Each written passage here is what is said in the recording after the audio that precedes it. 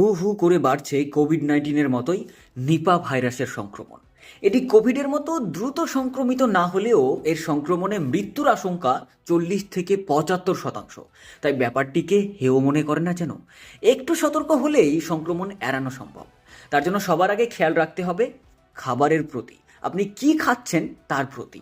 এমনটাই জানাচ্ছেন দক্ষিণ ভারতের মাদুরাই শহরের এক খ্যাতিনামা চিকিৎসক গ্যাস্ট্রোএন্টেরোলজিস্ট পালানিপ্পন মানিক্কম। মনে রাখবেন, নিপা ভাইরাসের উৎস হচ্ছে এক ধরনের ফ্রুট ব্যাট বা ফল খাওয়া বাদুড়। আর এই বাদুড়টি মূলত মিষ্টি ফল খেতে পছন্দ করে আর ওই ধরনের গাছে বেশি থাকে। সে কারণে বাদুড়ের লালা এবং মলমূত্র থেকে ভাইরাস ছড়ায় গাছের ফল এবং পাতায়। তাই সেই ফলে হাত দিলে অথবা ফল খেলে তা থেকে ভাইরাসের সংক্রমণ হতে পারে শরীরে।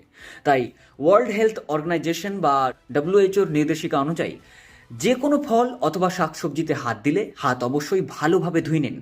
নিপা ভাইরাসের সংক্রমণ এড়াতে যে কোনো শাকসবজি ফল খেলে ভালোভাবে ধুয়ে ফলের খোসা ছাড়িয়ে খাওয়া উচিত, কারণ বলা যাবে না খোসার উপর ভাইরাস থাকতে পারে। মাটিতে পড়া ফল বা আঁচড়ের দাগ রয়েছে এমন কোনো ফল ভুল করেও খাবেন না।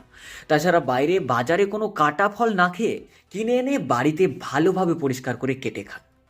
জানা যাচ্ছে নিপা ভাইরাসে আক্রান্ত হচ্ছে শূকরও, তাই আপাতত শূকরের মাংস এড়িয়ে চলাই ভালো।